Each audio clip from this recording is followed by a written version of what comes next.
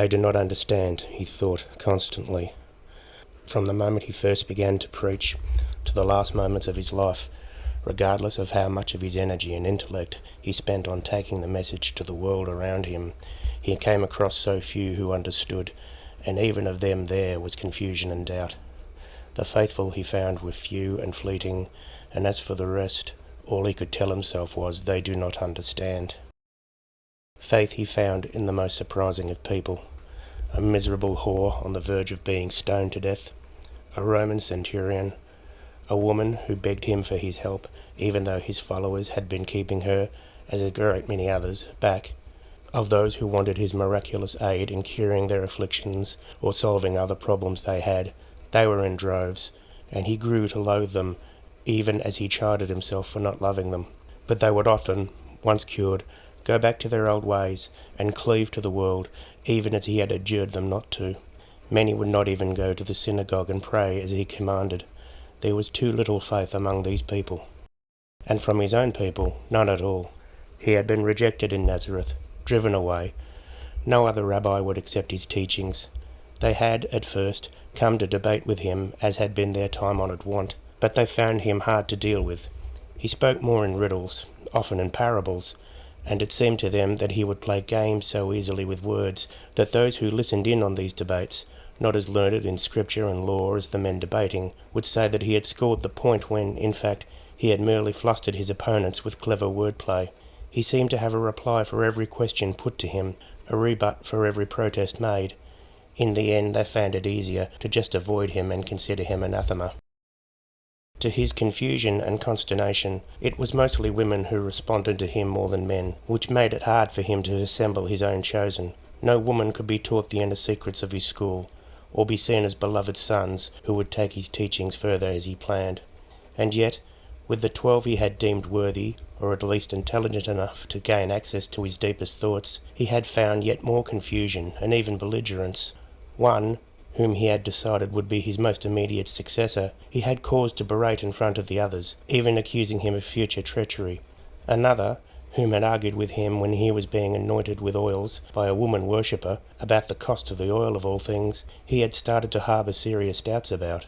And he found himself looking more longingly at another woman follower, the one he had saved from being stoned, as it seemed she showed him nothing but obedience and love. But he would rebuke himself on that point, because such a state was unworthy of him. Had he not told the greater public already that to look at a woman with desire was to already commit the sin of adultery in soul? And it was to the soul that the Father looked, always with the most penetrating keenness. God was a God to be feared and obeyed still. And he had other immediate pressing issues. His upsetting of the official clergy of these occupied lands had reached the ears of the Pharisees, Rome's puppet religious leaders, and of course they were unsettled. The more he was tolerated, the more it seemed he provoked them.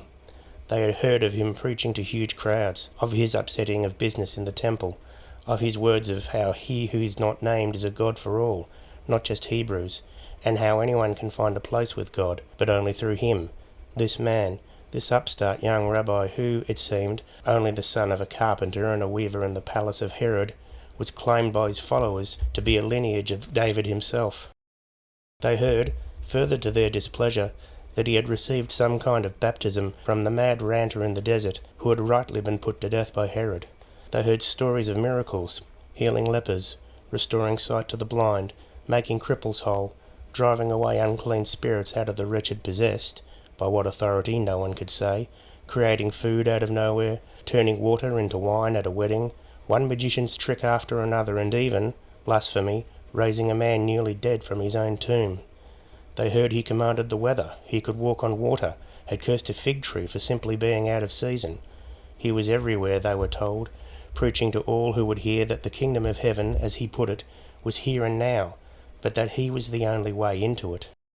The more they heard, the more they realised he was just as mad as the recently dead ranter, whose disciple he surely had to be, but much more dangerous. He was abroad in the land, not languishing in the desert, and was taking his blasphemous utterings to easily influenced ears. They heard how he could command the attention of hundreds, and how women in particular would prostrate themselves to him, call him Lord, tell others he was a holy man sent by God. This, a man who kept the company of whores and tax collectors and landlords and even the occupying Romans, a man who stooped to speak with slaves and beggars and the sick. He did not confer with the learned elders in the synagogues, or teach righteous teaching to children in an appointed school. He walked in the sewers, they heard, among unclean animals, having no respect for the Sabbath, once even found picking wheat and eating it on that day. And more, they heard vague rumours that he taught of a judgment in which he, and not the promised Mashiach, would bear a sword unto all men, cleaving them from their families, dividing brother from brother, parents from children, declaiming all loyalty a man may have to his family, tribe, people, faith, everything that made him, would be given to God and God alone, or else they would be bound in a pit of eternal flame with the evil one who goes about the world causing mischief and harm to God's people. And they heard how he had abused the Pharisees and claimed them beyond God's sight and unworthy. And they became uneasy and began to talk about how to rid themselves of this troublesome madman and his fanatical followers.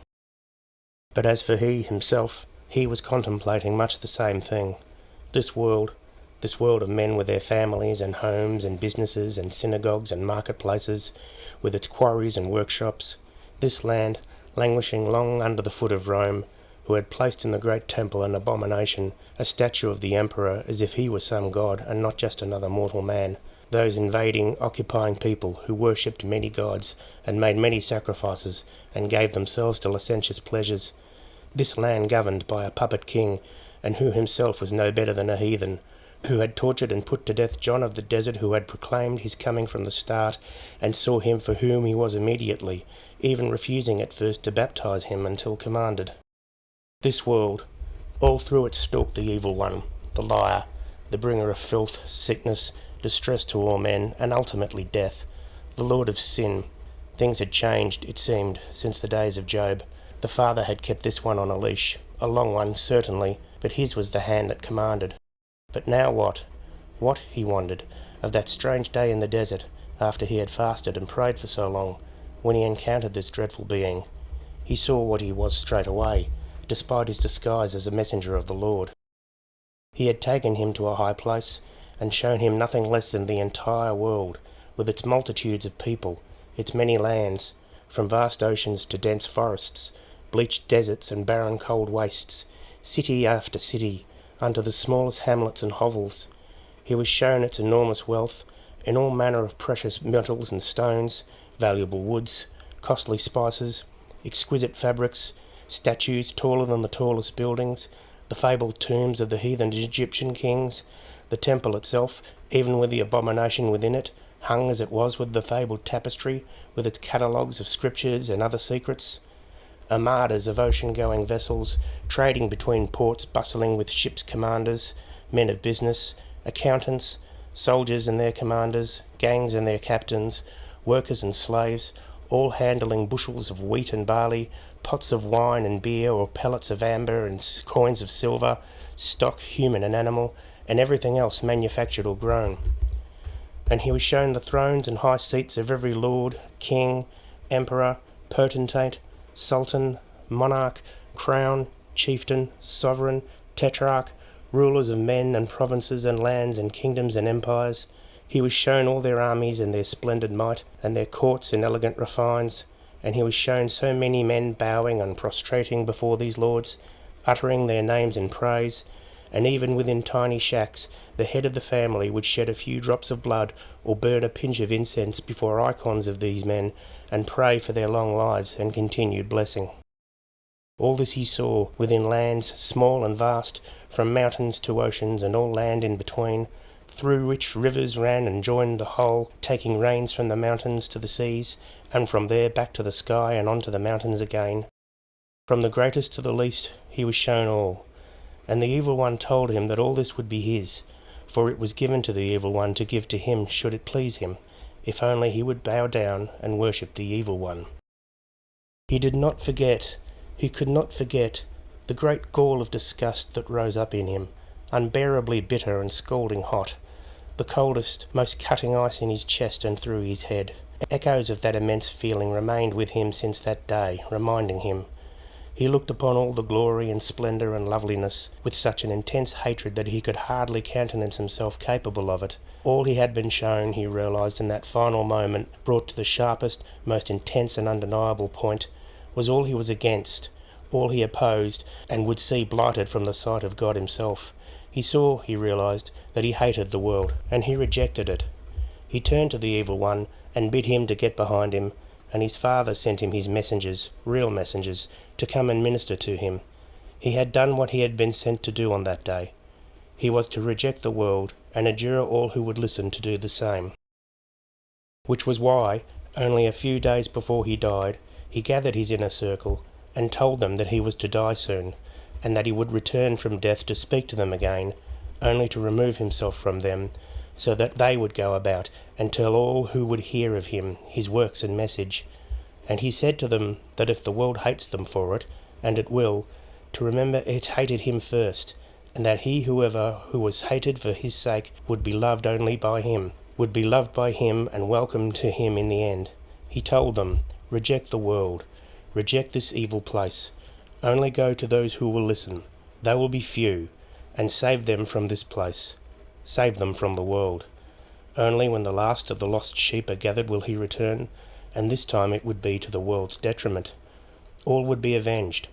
All would be brought into the balance that his father deemed. The world would be rejected by all who had heard and believed, and in that rejection the world would be judged and found wanting, and in that final titanic moment not even the world, with all its armies and arrogance, would be able to save itself. So it came to pass, at least in the interim. Despite the shock, confusion, and in some cases incredulity of his followers, he essentially gave himself up to his enemies. He went to the Garden of Gethsemane to pray, as was his wont, knowing full well that the disciple of his, who he knew was a traitor, would betray him. He endured the capture, the sham of a trial in the temple, in which he knew his chosen successor would also betray him, as he had foretold. He endured the surrender to the Romans, who at first wanted nothing of the business, sending him to Herod instead, who, like the Romans, found nothing of interest in the case. Sent back to the Romans, he endured their torture, the lashings, the humiliation, the thorns they crowned him with in mock ceremony, the final surrender of responsibility from Rome, the judgment of execution by crucifixion, the long march under whip and scorn with the weight of a gallows on his back, the nails driven into his flesh, his suspension upon the gallows that stretched muscles and tendons and nerves, limiting his breathing, the sound of mockery from those watching, the agonising, pain-filled wait for the final moment. In that wait he had been driven to the limits of endurance, and despite his painful breathing, he turned his head to the skies and demanded why his father had forsaken him. But, exhausted by that, he realised that his final moment had come, and in that moment pain and anguish vanished, or perhaps had reached such a point that it made no difference, and he turned his agonised eyes to those below him to tell them all had been accomplished, before returning his face to the heavens and commending his spirit to his Father. But after that, nothing.